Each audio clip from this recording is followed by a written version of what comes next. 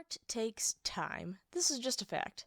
If I had to pinpoint the one thing that makes my videos take so long to come out, it's that the ones that feature a speed paint running in the background take a long time to produce the art that is on display, something that I'm working on. The picture I'll be talking about today, I knew was going to take forever to finish, and it was so experimental that it would have been crazy for me to try and record the whole process of making it.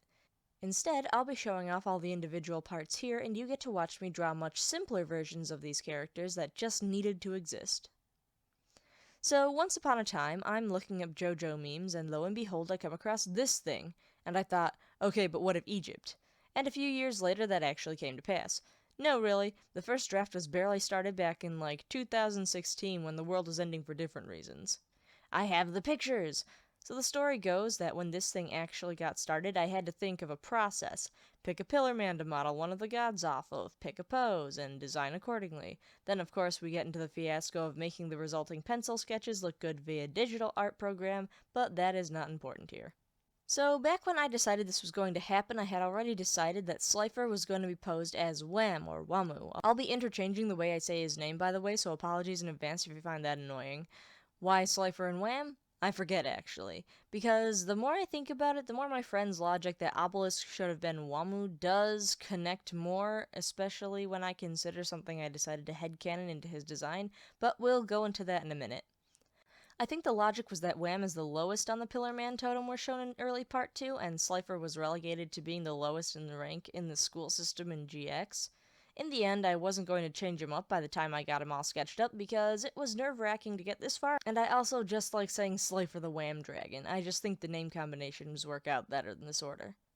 His pose was the easiest to find because it was just the basic Pillar Man posture, though I was looking at the manga specifically when sketching him up, and in the early stages of this, I had concluded that I couldn't effectively use ACDC and Cars poses from the same scene, and that was the only reservation I had when it came to deciding on it.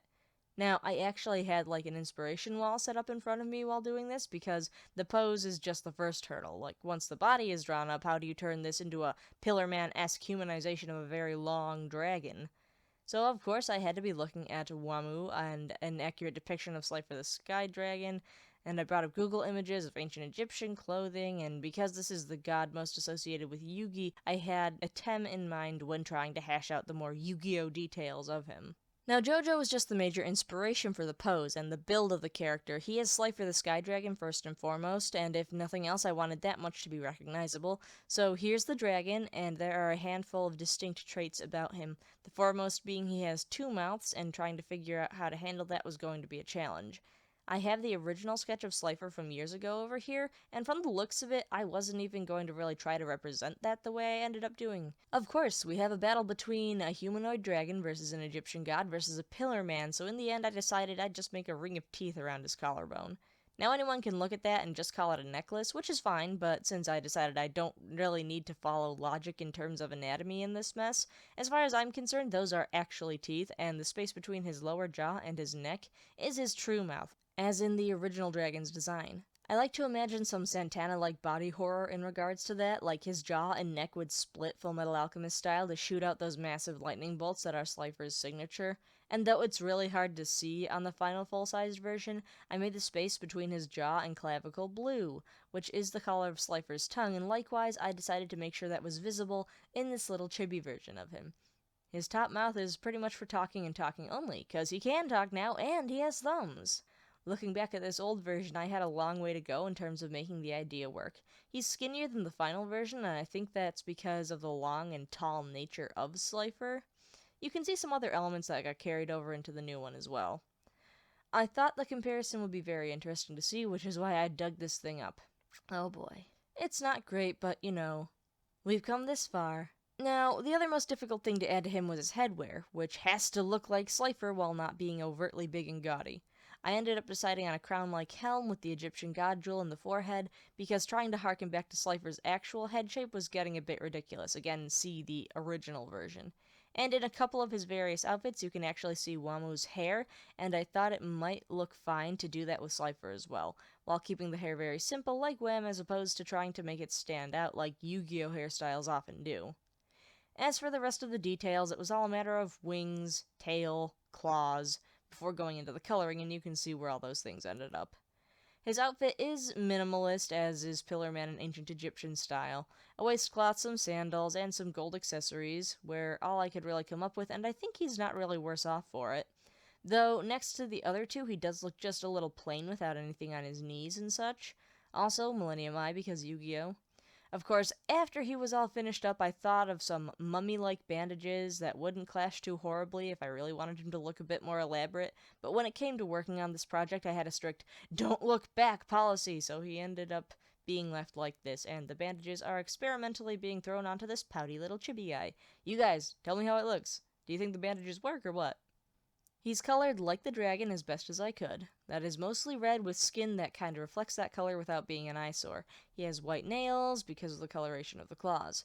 I almost made the jewel on his head yellow like his eyes so that the colors would circulate better between the three of the Egyptian gods, but in the end the blue looked fine.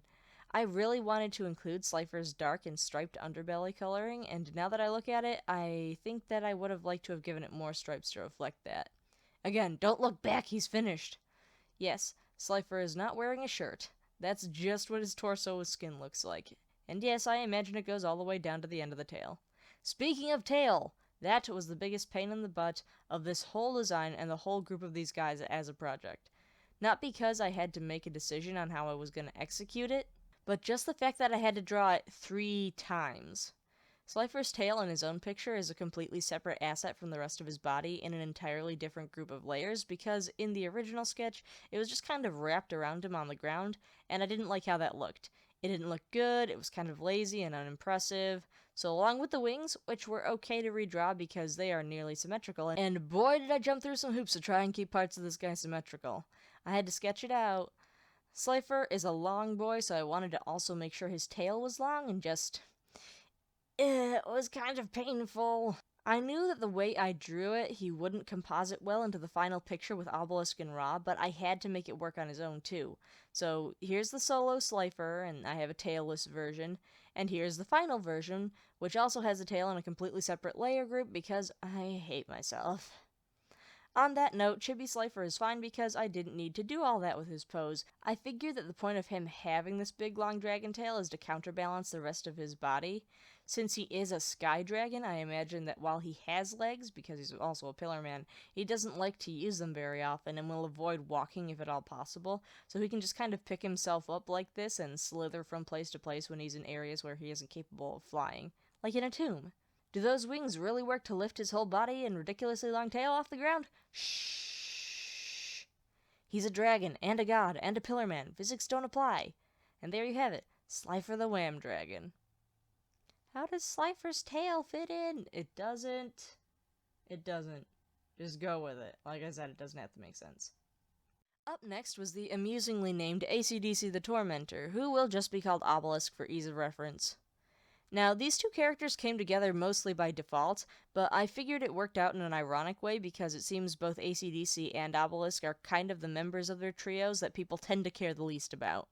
His pose wasn't as easy to place as Slifer's was because I couldn't find a lot of full-body ACDC poses that I liked. In the picture I used as a reference for Slifer, ACDC and Cars are posed there as well as Wham, but they aren't in poses that would allow me to display the designs I was making well because of how shadowed they are. So I scrapped that idea of just mimicking this picture after I had decided that I needed to draw full body poses. Otherwise I was just going to parody this one, and here's the proof of that from years ago. As you can see, it didn't get far. In any case, I wound up going through the poses available in the JoJo game Eyes of Heaven and pinned one that I thought would work next to Slifer's. When it came to actually designing him, there are actually 2 recent versions. I stayed up really late trying to draw him the first time because the goal was to try and get them all sketched up within the first week, but if you've ever done something until the ungodly hours and go to sleep afterwards, you'll wake up the next day and think at least 4 out of 5 times that it needs an overhaul. So that's what he got, and the next day I got his finalized design. The biggest difference between the new and old versions, at least from my sketching perspective, was what I decided to do with his head. Obelisk is the most initially human-looking of the 3 Egyptian gods, and this actually made him a bit more difficult to work with, because it became a matter of what am I actually going to change about him to make him look both recognizable and more human? As you can see in the old version, I was basically trying to mimic Obelisk's intense and more monstrous facial features like the permateeth mouth, wide nose, and hollow eyes. It was really far from finished by the time I decided to put it down, and I wasn't being aware enough of the character's proportions to fit him entirely on the page, though it does look like I actively decided not to worry about giving him any form of wings at the time as well. Alas, I thought better of that in the morning. Okay, so we're going to back up a bit, because it wasn't until I was trying to find reference images of Obelisk the Tormentor that I realized that Takahashi has two different versions of each of his Egyptian gods. One of them is the modern card versions that made their first appearance in Battle City, and the other is the ancient Egyptian versions that are seen in the Millennium World arc. Honestly, between Slifer and Ra, I couldn't tell you there was much of a difference, but Obelisk looks radically different between the two. And what's more, it's super hard to find anything about him from the waist down. The good news is I have a copy of the Dual art book that does in fact have a full body sketch of the ancient Egyptian variation of this god. Taking that into account, along with the ancient Egyptian motif of the group, it only made sense for me to look more into that version of Obelisk when bringing this one together. I do like that version more anyway, because I just think he looks a lot cooler this way. Also, when it came to his face, I went ahead and looked at Priest Seto for an idea of how to craft his face, while trying really hard to maintain the intensity. I didn't end up adding the cracks under his eyes, but went with some lighter, lash-looking tattoos that are sort of supposed to resemble them, I know they're hard to see, and trying to keep in mind his original look. I tried to add more lines to make him appear older than Slifer as well. His headdress also had some creative liberties applied to it because there were just too many ends for me to try and tie together with it directly, so like with Slifer, I simplified it a bit, and like how it turned out. Facial hair, because Obelisk is a pointy son of a gun. Most of the rest of his design is taken directly from the bits and pieces of the god himself, and he is the only one of the group wearing full pants, because ACDC's most significant appearance has him wearing them as well. I recall having conversations as I was looking up the references for Obelisk and saying, "Does he even have feet?" To which I was pointed to a toy that seems to have been the elusive feet's first appearance. And again, looking in the dual art book, you can in fact see Obelisk's feet. They're kind of looking like dinosaur feet. They're clawed and have this strange back toe that almost look like they wouldn't even be able to serve to help him balance. I made those back claws a little hooked and put them on his sandals as a kind of homage to that. Then we get back to the wings, which Obelisk has two different versions of despite not looking like he needs them. Now, his modern appearance has more dragon-like wings, but not wanting them to resemble Slifer's too much, I decided to draw these slab-looking things from the ancient version, which again look like they'd be absolutely useless for flying. But if that were the case, then why would I add them? Because mostly the other two have wings, and I realized well ahead of time that when they're all next to each other, Obelisk just looks smaller by silhouette than the other two, just standing there. Thank you to my same friend for pointing out that they are probably just there to look like a cape. I almost wish I'd decided to go with that route instead. Yeah, the wings add more mass to him, and that's why I decided to keep them. As for whether or not Obelisk can fly like the other two, who knows? If he does, he certainly would be using the power of ancient Egyptian magic and not these things.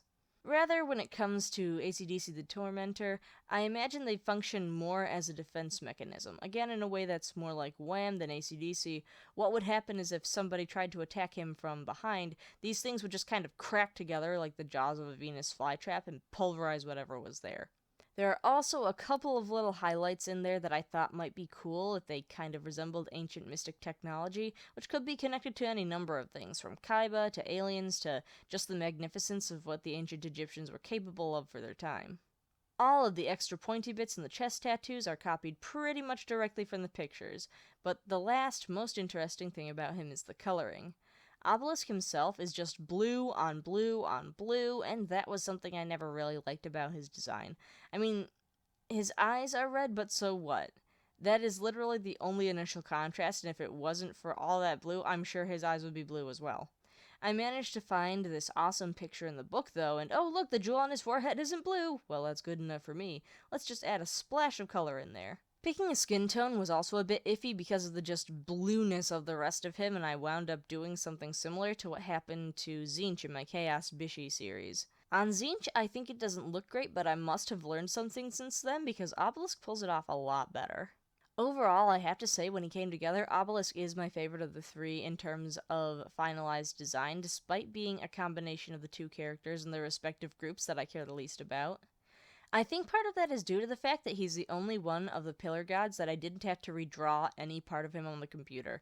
The smaller space that he takes up just fit together perfectly on the page, and I didn't have to alter anything about him from the sketch I used, which was great. Likewise, I feel no need to change anything about how he looks now, even in chibi form. ACDC the Tormentor, everyone. And the actual final note, he is supposed to be the tallest of the group, although it's a little hard to tell in this final version. Even if it's just by a little bit, he is taller than Ra. Speaking of whom, dun dun dun! We finally come to our golden boy, the winged dragon of Cars, aka Ra, whose wings are the bane of my existence. They weren't as bad as Slifer's tail, actually, but they do have a heck of a lot more lines, and shading them was awful. Anyway, I was super worried when it came to literally every step of making this guy. Like, there's absolutely not a shred of pressure to combining the most powerful Egyptian god in Yu-Gi-Oh! And the most fabulous leader of the Pillar Men. Mixing elements of these two characters was the most obvious and appropriate of the three given their statuses in their respective series, as well as their kind of ironic connections to the sun. Long story short, I ended up going into Eyes of Heaven again for his pose, and with the help of some stick figures on a sticky note, I figured out that the poses I chose would all composite really well into a balanced group shot. Don't get me wrong, Cars has some great poses in the anime, but pretty much all of them are from after he takes off his head wrap and you see his glorious hair. Oh my gosh, imagine trying to put hair on this guy. That's what I'm doing right now. I just love to torture myself sometimes, don't I? But that wasn't going to happen in the full body reference version of this character, so I went with a pose that's honestly not immediately recognizable. Now, Ra may have taken the longest time to draw, but that wasn't because he was particularly difficult to work on so much as the self-imposed stress of, he has to look fabulous! So I worked ever slower than usual in trepidation. The parts that were really difficult were the wings and the headdress, because again, I was not gonna draw his hair. Like with the other two gods, I was using references from everywhere trying to get a grasp of how this god should look, and oh my gosh, imagine me sitting down and being like, yep, Merrick's hair. This guy would have some combination of these two hairstyles. What fresh hell am I imagining?